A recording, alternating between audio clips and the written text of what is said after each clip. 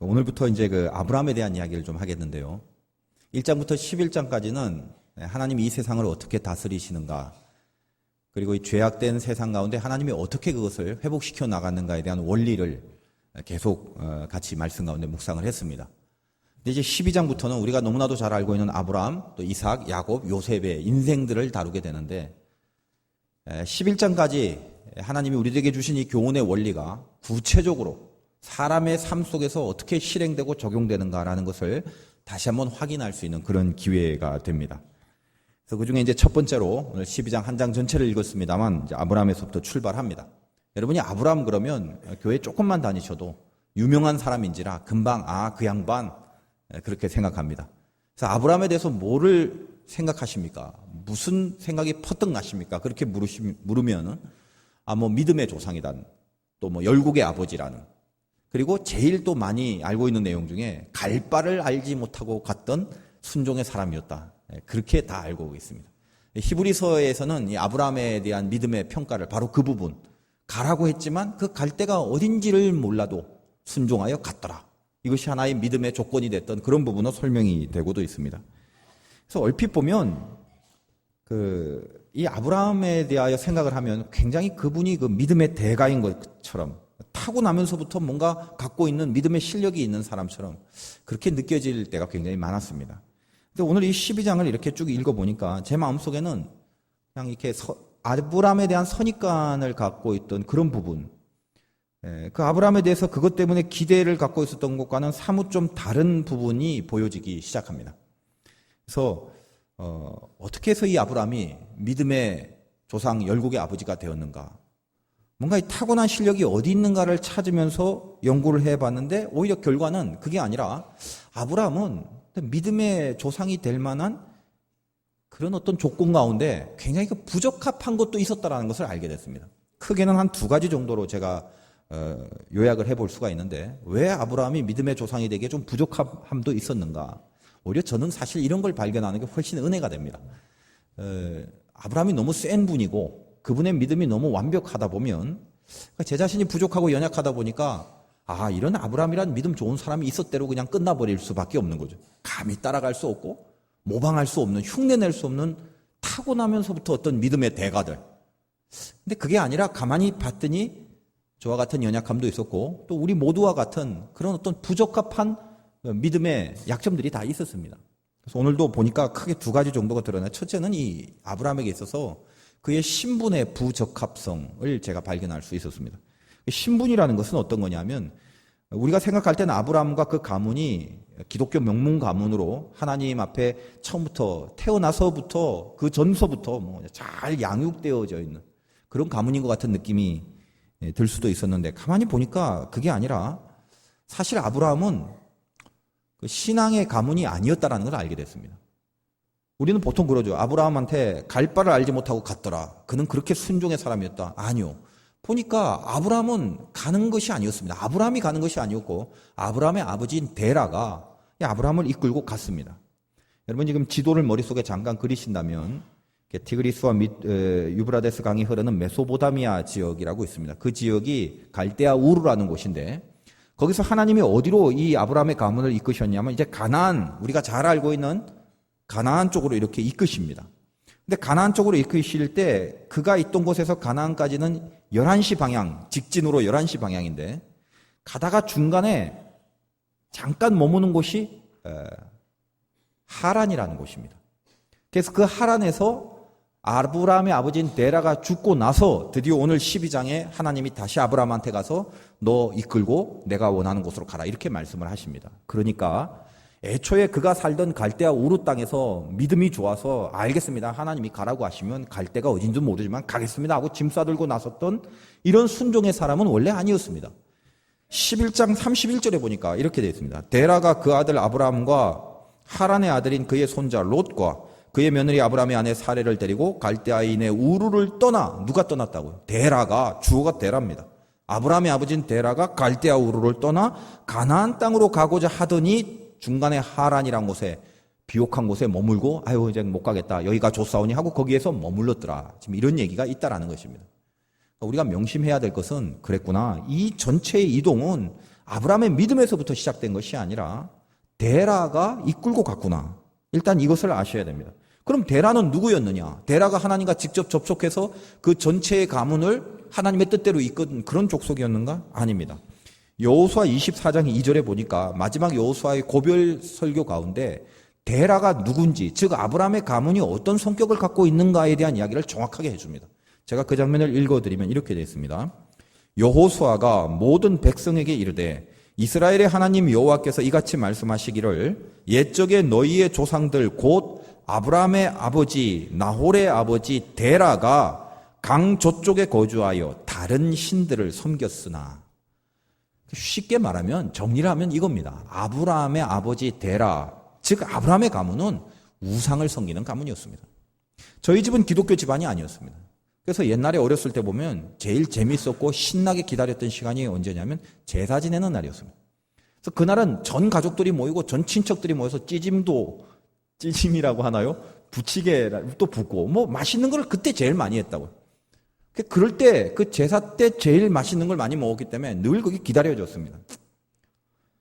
이 아브람도 데라는 우상을 섬기는 가문이었고 거기서부터 출발을 했기 때문에 이 가문 자체를 하나님이 무슨 열국의 아버지고 믿음의 조상으로 세울 만한 신분의 적합성은 전혀 없었다는 사실입니다. 저에겐 이게 큰 은혜가 됩니다. 아, 그렇구나. 뭔가 처음이 이렇게 삐끗 어긋난 데서부터 시작되더라도 하나님의 그 폭발적인 은혜가 임하시면 믿음의 조상으로 하나님이 복의 근원으로 세워질 수 있구나. 저는 이런 귀한 은혜가 또 이 본문 가운데 있더라는 것입니다. 처음부터 준비가 잘 된 가문을 배경으로 등장한 인물이 아니었다는 거예요. 신분이 부적합했다라는 거예요. 또 두 번째는 뭘 볼 수 있냐면 실력도 부족해요. 실력의 부적합성입니다. 예를 들면 믿음이 있다면 어떻습니까? 어떤 경우가 있다 할지라도 즉각적으로 믿음으로 반응하고 또 믿음으로 이겨내는 이런 아름다운 간증들이 좀 있어야 될 거 아닙니까? 오늘도 아브라함의 얘기 중에 두 번째 사건은 애굽으로 간 이야기인데 12장 10절에 그 땅에 기근이 들었으므로 아브라함이 애굽에 거류하려고 그리로 내려갔다. 애굽 땅은 가서는 안 될 땅이에요. 이미 가나안 땅까지 갔으면 가나안에서 이제 한 9시 방향으로 서쪽으로 가야 애굽인데 이 애굽은 여러분 잘 알다시피 바로 왕이 통치하고 있는 이방의 핵심 필드입니다. 여기 갈 이유가 없어요. 좀 어려우면 기도해야죠. 좀 힘들면 하나님 의지하면 되는 거 아닙니까? 쉽게 생각하면. 근데 지금 아브라함이 영적으로 보면 어떤 일을 저질렀냐면 배가 고프다는 이유 하나만으로 가지 말아야 될 곳을 갔다라는 것입니다. 우리 인생 살면서 이런 아브라함 같은 실수하죠. 믿음으로 해결해야 될 것을 세상적으로 해결하고 신앙의 범위 내에서 극복해야 될 문제를 힘들다 보니까 결국은 세상 원리를 도용해서 그것을 해결하려고 그렇게 우리는 약해 빠진 모습으로 하나님 앞에 좋지 않은 방법을 채택할 때가 있다는 것입니다. 동일하게 아브라함도 그렇게 했습니다. 더군다나 그의 아내인 사레가 아주 이쁜 그런 부인이었는데 사실 남편이고 가장쯤 되면은 집안을 책임져야 될 책임감이 있어야 되죠. 그런데 어떻습니까? 혹시나 행여나 그 애굽의 바로 왕 정도면 지금 미국의 이 버락 오바마 정도의 막강한 파워인데 감히 그 앞에서 내 아내라고 얘기하지 않고 동생이라고 누이 동생이라고 이야기하고 자기 목숨의 위협을 받을까 봐 거짓말을 해서 아내를 바로가 데려가는데도 손 하나 못 대고 가만히 있는 그런 모습이 이 12장 전체에 보여집니다. 이것만 봐도 아주 단순하게 봐도 과연 아브라함이 이런 믿음의 강력한 실력을 갖고 있는 사람인가? 절대 그렇지 않더라는 것입니다. 그러니까 신분도 마찬가지고 실력도 마찬가지고 절대로 하나님 앞에 어떤 믿음의 상징으로 돋보이기까지의 조건이라는 것은 아브라함에게 있어서 처음 등장하는 이 12장의 내용을 봐서는 찾아볼 수가 없는 내용이더라는 것입니다. 그래서 실망을 했느냐? 아니요. 오히려 그게 참 은혜가 됩니다. 왜냐하면 이것을 읽고 있는 저 자신도 그렇고 여러분들도 대부분 내 믿음에 대한 내 신분과 실력에 대한 부적합성을 사실은 깨닫고 살아갑니다. 아무리 우리가 하나님 안에 있고 은혜를 받았다 할지라도 늘 연약해서 아브라함처럼 딴 곳을 가기도 하고 다른 방법을 찾기도 하고 갈팡질팡했던 그런 경우가 분명히 있더라는 것입니다. 뭔가 잘 준비된 그릇을 갖고 하나님 그냥 담아주시기만 하시면 가득 담아갖고 무슨 열매든지 간에 하나님 앞에 즉각적으로 다 이렇게 보일게요. 우리 그러지 못합니다. 우리는 배경도 그랬고 나의 실력도 마찬가지고 절대로 믿음의 상징으로 하나님 앞에 쓰임받기에는 적합하지 않은 요소들이 얼마나 많은지 모릅니다. 실력 미달입니다. 근데 그것이 은혜가 됩니다. 왜냐? 아브라함은 그렇게 출발했다는 것입니다.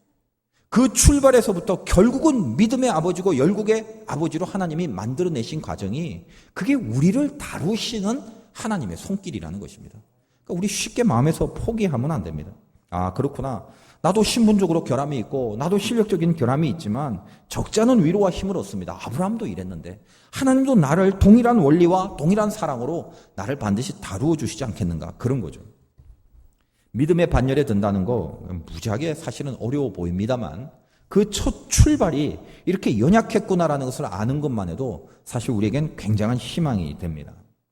이번에 아무튼 필리핀에서 여러분 기도 덕분에 수업을 잘 끝내고 돌아왔습니다. 전 더위를 굉장히 싫어해서 단련이 잘 된 것 같아요. 더운 지역에 있다가 오니까 옛날 같았으면 더웠을 건데 이제 여기가 선선하게 느껴지더라고요. 그런 또 훈련이 있더라고요. 아무튼 여러분 기도 가운데 참 좋은 시간 잘 가졌고 또 좋은 것을 많이 배웠습니다. 특별히 두 번째 과목에서 웨슬리에 대해서 다루었는데 제가 뭐 감리교 목사고 학교 다닐 때 수없이 웨슬리를 다루었기 때문에 웬만한 웨슬리의 내용은 대부분 다 알고 있죠. 근데 이 웨슬리 신학교의 웨슬리 전문가인 닥터 샌드라라는 교수님이 그 웨슬리 강의를 하는데 지금까지 알고 있던 피상적인 내용들, 뭐 이렇게 했고 이런 사역을 했고 이런 업적들이 있고 그런 거 말고 아주 디테일하게 들어가서 웨슬리의 그 하나하나의 매일매일의 일상들, 그가 어떻게 사람을 만났고 어떤 비전을 갖고 어떻게 돈을 썼는지, 그의 어떤 삶의 습관이 뭔지, 이런 하나하나의 작은 내용까지도 사실은 다루었습니다. 근데 제가 그것을 공부하면서 사실 이런 생각을 했어요. 저는 감리교 목사이기 때문에 창시자인 웨슬리를 알 뿐이지 무슨 이 세상의 숱한 인물 중에 웨슬리가 최고고 무슨 웨슬리의 신앙을 본받자 이런 주의는 아닙니다. 뭐 장로교는 켈빈이고 루터교는 루터고 우리는 다 웨슬리 아닙니까? 그냥 저는 하나님을 섬기고 하나님을 믿고 하나님의 사역을 하는 그런 것이지 무슨 웨슬리에 대해서 특별한 어떤 그 감각과 감흥을 갖고 있지는 않았습니다. 다 종교개혁자 레벨 중에 하나였죠.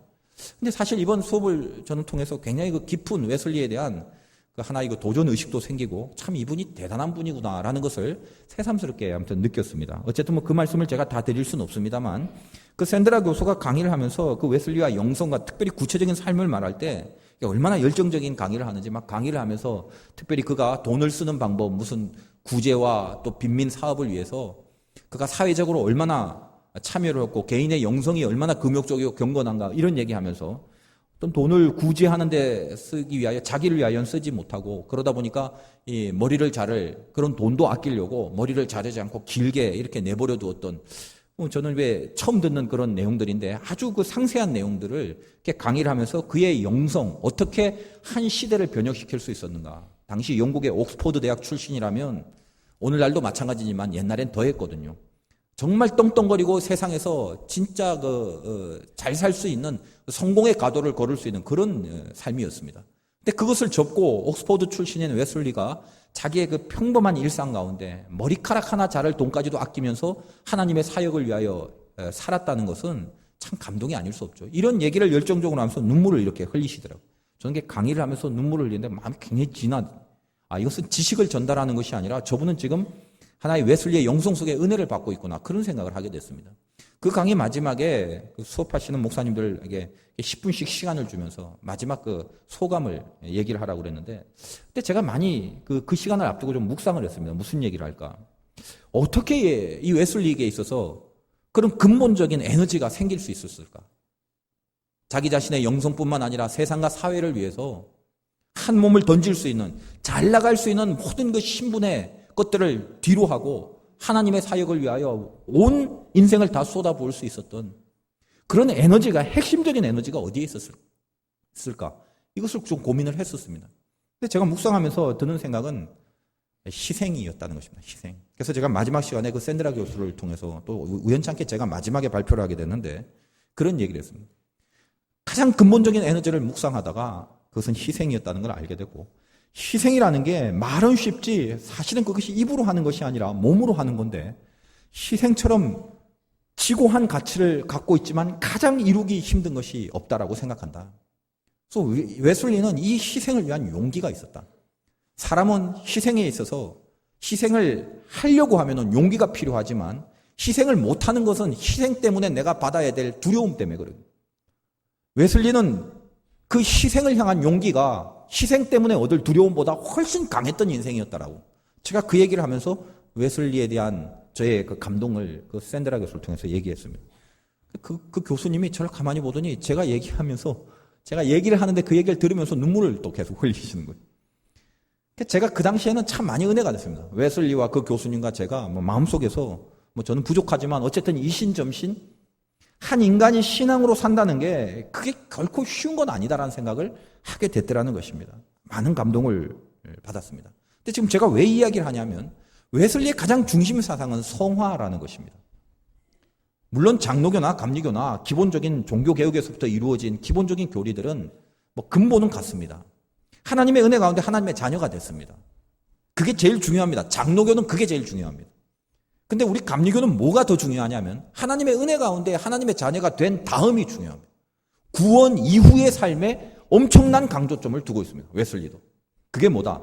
성화입니다. 성화.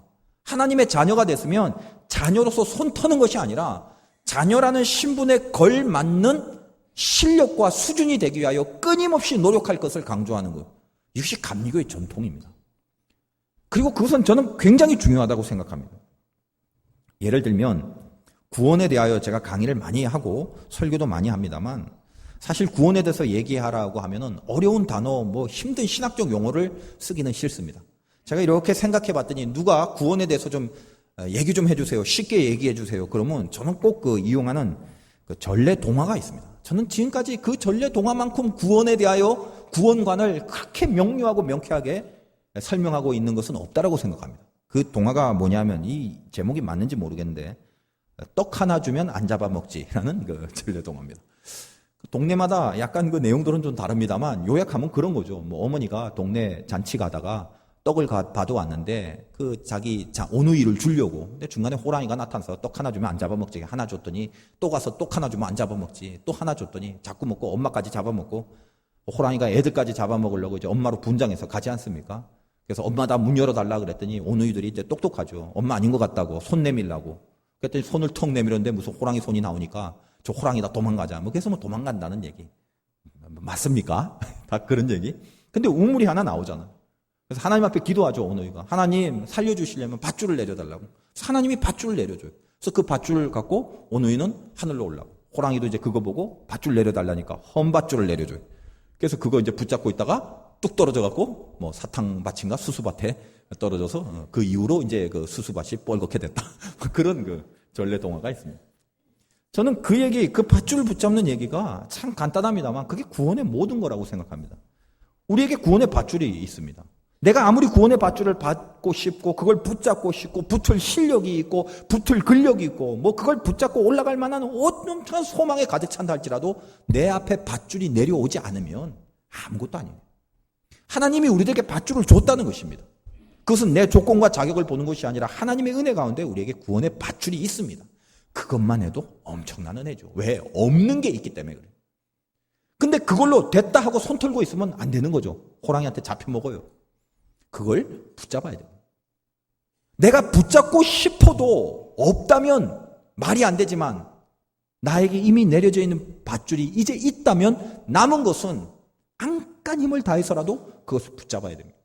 그걸 붙잡는 과정, 이걸 안 놓으려고 빠둥빠둥거리면서 이거를 끝까지 지키려고 하는 그 전체 프로세스가 뭐냐면 성화입니다. 성화. 웨슬리는 그걸 강조해요. 니네가 붙잡은 밧줄 놓지 마라. 놓고 싶고 힘들고 그럴 때가 있더라도 끝까지 붙잡아라. 하나님은 너희들이 그 밧줄을 붙잡는 그거를 밧줄 하나 내려주고 자 니네 이제 붙잡을 사람 붙잡고 말 사람 막 손 딱 털고 하나님도 나 모르겠다 이런 분이 아니라는 거예요. 내려주시고 그걸 잘 붙잡을 수 있도록 때로는 밧줄에 무슨 금빛도 칠해주시고 무슨 이렇게 무슨 야광처럼 이렇게 꾸며주시기도 하고 또 힘이 없으면 너 저기 헬스장 가서 저기 근력 운동 좀 하고 와 해서 이렇게 운동도 좀 시키시고 또 힘든 지옥 훈련 같은 것도 시키셔서 근력을 키우셔서 힘들게 해서 이젠 이 밧줄 붙잡으면 옛날보다 더 세게 붙잡을 수 있을 거야 이렇게 만들기도 하고 내 동댕이 치고 내 몰라라 하는 것이 아니라 내리신 밧줄을 우리 스스로의 힘으로 끝까지 붙잡을 수 있도록 이 모양 저 모양으로 챙겨주시고 돌보시고 인도하시고 관리하시는 이 전체를 뭐라고 하냐면 간섭이라고 합니다. 간섭. 여러분 인생에 든든함이 어디 있습니까? 오늘 말씀의 제목은 간섭과 든든함이란 단어입니다. 대부분은요 솔직히 말하면 지갑에 돈이 두둑하면 든든합니다. 어디를 가도 자신이 있습니다. 그리고 아픈 데가 없으면 든든합니다. 그리고 인간관계에 풍성함이 있고 깨지지 않고 인맥이 있고 든든합니다. 그러나 여러분 잘 아시잖아요. 그 든든함이라는 게 얼마나 이게 부질없는 것이고 얼마든지 내 의지와 상관없이 순식간에 바뀔 수 있다는 것을 하나님은 우리들에게 신문지상과 TV를 통해서 계시해 주고 있습니다. 얼마나 많은 풍성한 돈의 소유자가 한 방에 무너지고 얼마나 많은 건강한 사람이 바로 1시간 뒤에 받을 진료를 통하여 죽을 병이 걸리는지 모릅니다. 우리는 연약한 존재입니다. 하나님은 매일매일 홍수처럼 쏟아지는 소식을 통하여 우리들에게 계속 계시를 하고 있어요. 너희들의 든든함의 근거가 뭐냐라. 물론 세상에서 돈도 중요하고 건강도 중요합니다. 그거 다 정말 중요한 것입니다. 그런데 우리가 세상과 달리 독보적이어야 될 부분이 하나 더 있다라는 거예요.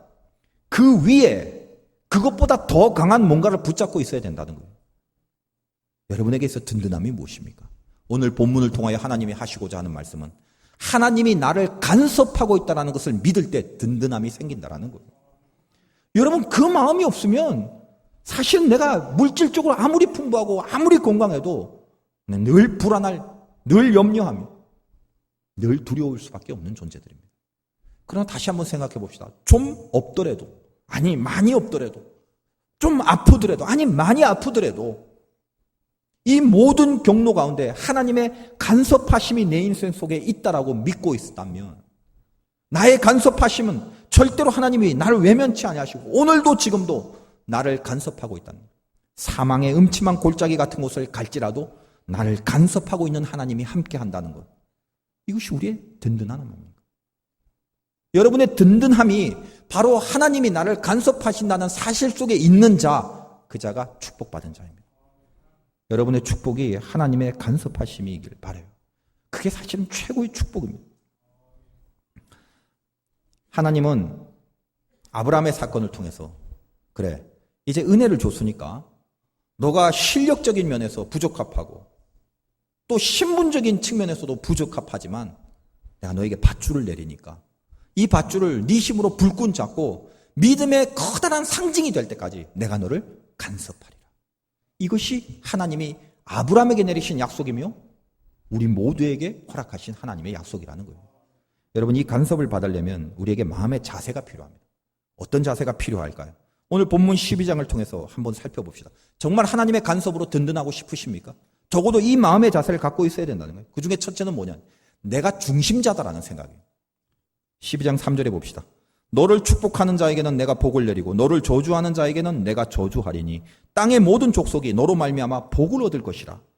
이 얘기를 들으면 아브라함은 굉장히 센 사람 같아요. 여러분 어디 나가서 내가 누군지 알아? 하나님이 말씀하시되 나를 축복하는 자에게 내가 복을 내리고 나를 저주하면 내가 저주할 거야.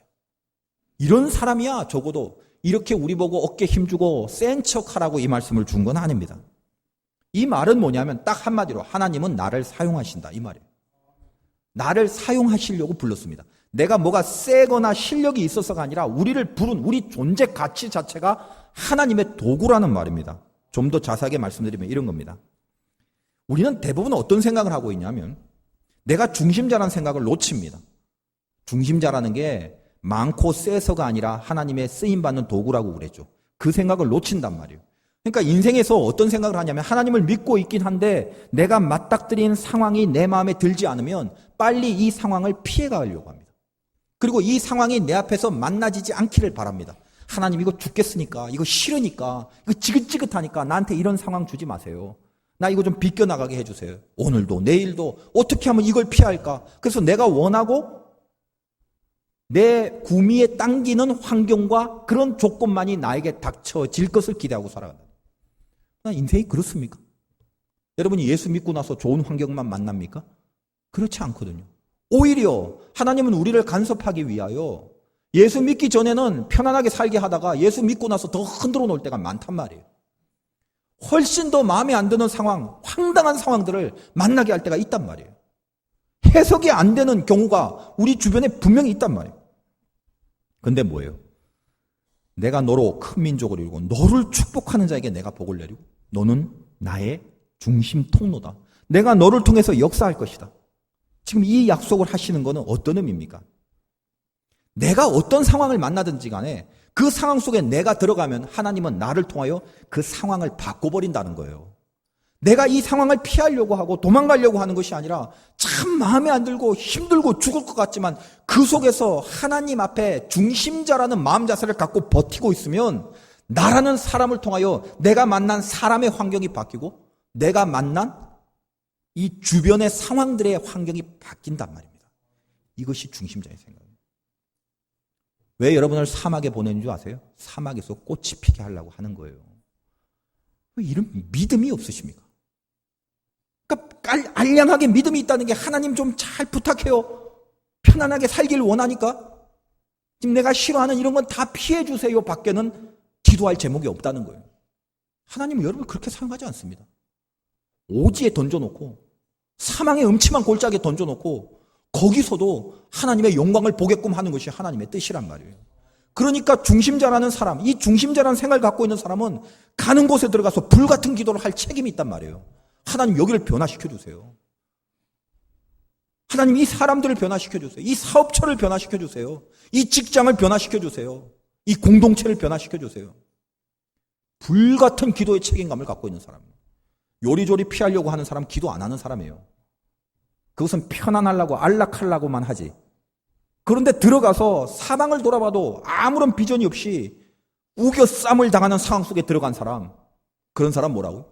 거기서 불같은 기도를 하게 돼 있단 말이에요. 왜? 나는 책임이 있는 사람이에요. 어떤 책임이요? 내가 잘나서가 아니라 하나님이 나를 사용하시기로 부른 존재이기 때문에 여기서 불같은 기도를 통해서 나를 통하여 그 필드가 축복의 장소로 바뀌게끔 하는 그 책임이 우리에게 있단 말이에요. 그러니까 여러분 여기서 힘겨운 상황 만난 사람 있죠? 잊지 마십시오. 불같은 기도가 있단 말이에요. 들어가서 기도할 책임이 있어요. 기도가 변화시키지 없는 건 없습니다.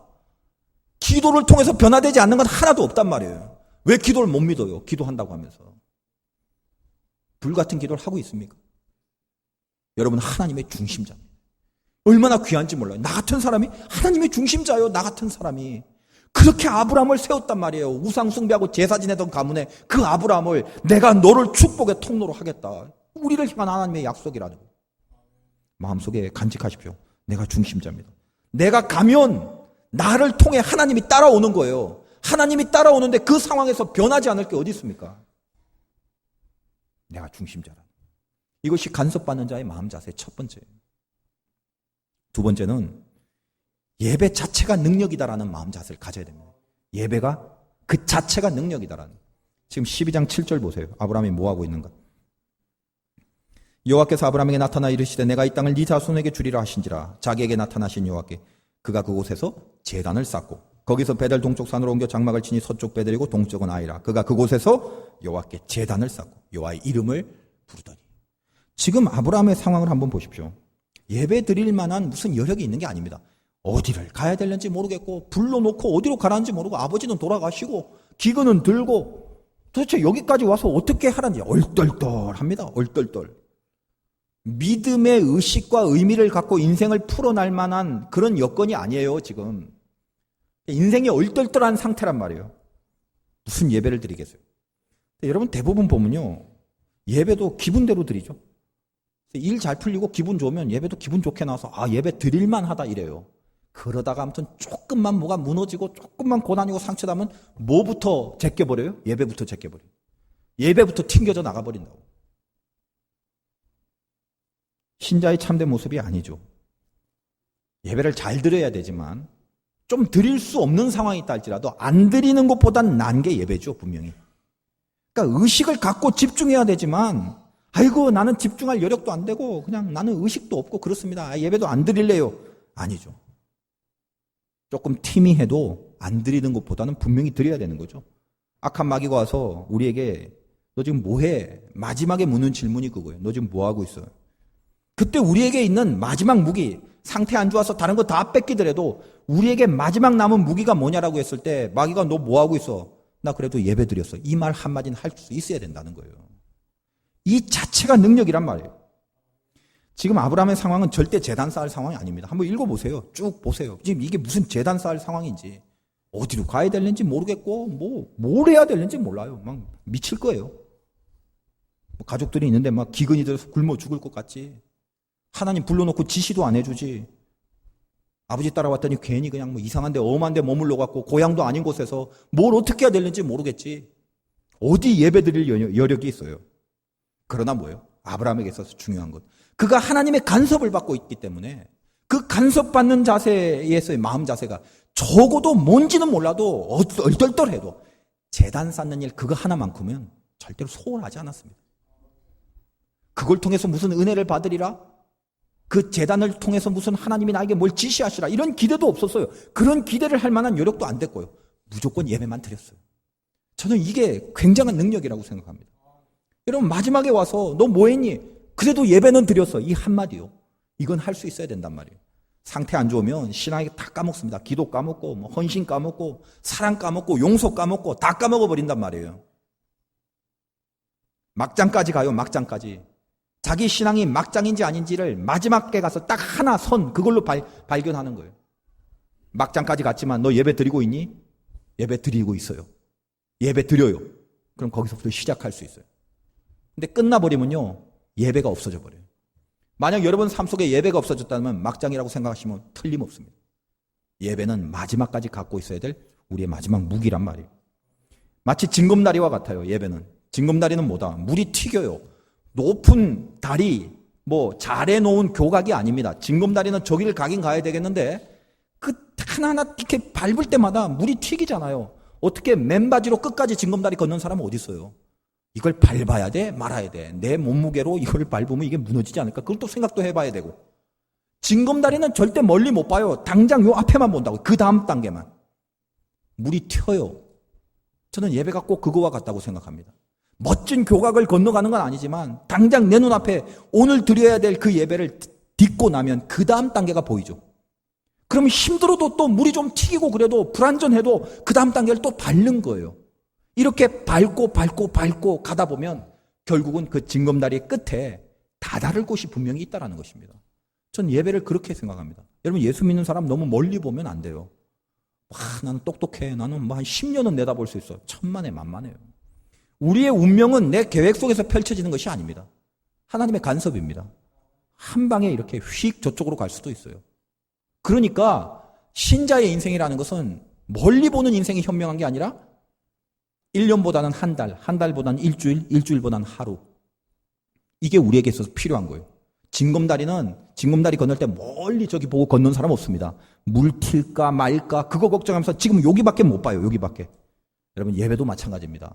내가 이 예배를 통하여 얼만큼 멀리 갈 건가가 아니라 오늘 나에게 주어진 징검다리와 같은 예배를 반드시 밟고 있어야 돼요. 이걸 밟고 그 다음 단계로, 이걸 밟고 그 다음 단계로. 여러분, 좀 현찮아도 여러분에게 마지막까지 예배가 있다면 걱정하지 마십시오. 왜? 예배는 하나님의 간섭이십니다. 오늘 아브라함의 이 제단을 놓고 하나님 간섭하셨어요. 간섭받는 자의 마음의 자세, 마지막까지 가도 예배는 드리는 거예요. 커다란 교훈입니다. 이것이 예배가 주는 커다란 힘이라는 거예요. 여러분, 인생 잘 점검하십시오. 마지막까지 가도 예배 안 드리고 있다. 그건 더 이상 할 말이 없습니다. 그러나 예배 드리고 있다? 하나님의 간섭하심이 있다는 거예요. 명심하십시오. 마음이 무너지고 속상하고 집중이 안 되고 도대체 내가 이게 지금 예배 드릴 상황인가라고 생각될 때가 분명히 있어요. 그러나 그때 아브라함을 생각하십시오. 제단을 쌓더라 말입니다.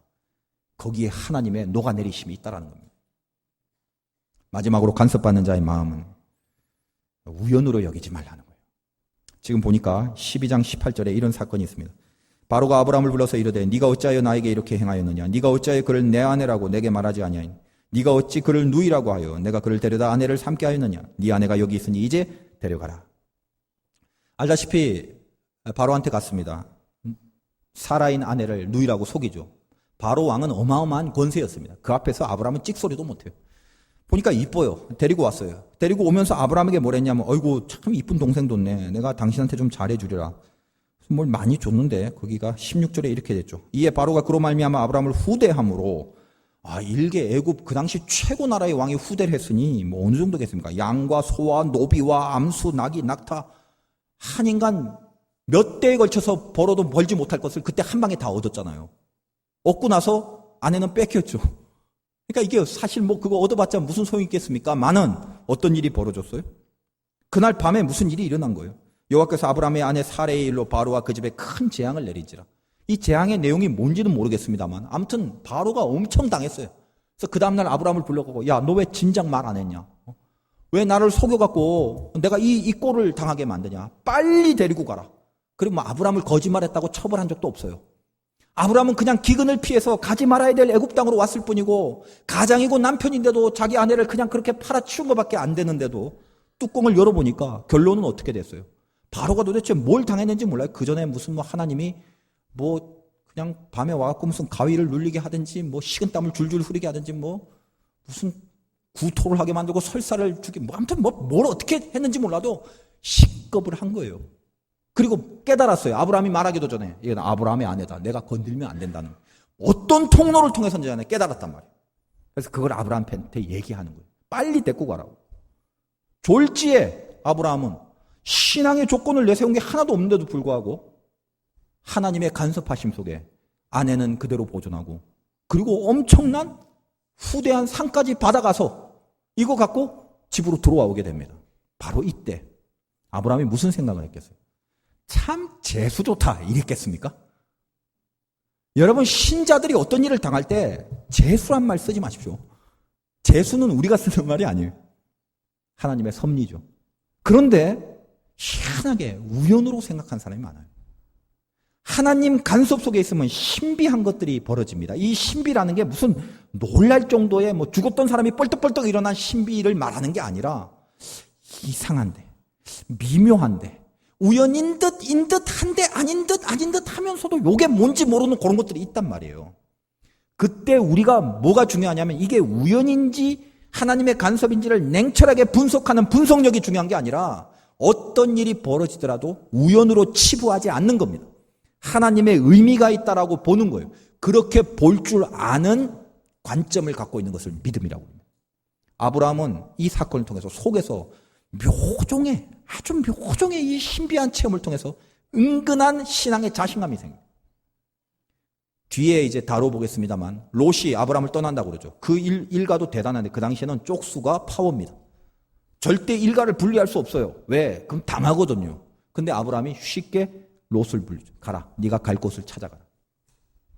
소돔과 고모라 땅에서 롯이 고생하고 그 중동 지역의 국지전 속에 볼모로 잡혀 있잖아요. 단지 한 300여 명의 하인들만 데리고 가서 아브라함이 그 중동 지역의 전쟁을 초토화시키고 롯을 빼옵니다. 그가 무슨 실력이 있고 무슨 군사력이 있었겠어요. 이 12장에서부터 조금씩 쌓인 신비함을 우연으로 생각하지 않았던 아브라함의 자신감. 여러분 인생 가운데 어떤 일이 벌어질 때마다 하나님이 이 일을 나에게 이렇게 왜 해주셨는지 이런 신비함이 나에게도 있구나. 조금씩 이것을 우연으로 생각하지 않고 하나님의 간섭으로 생각하는 마음이 쌓이면서 믿음의 내공이 쌓여져요. 내공이. 그래서 어떤 일을 만나든지 간에 당황하지 않습니다. 아, 여기에도 분명히 신비함이 있다. 신비함이. 여러분에게 있어서 그런 해석이 필요하다는 거예요. 그냥 넘어가지 마십시오.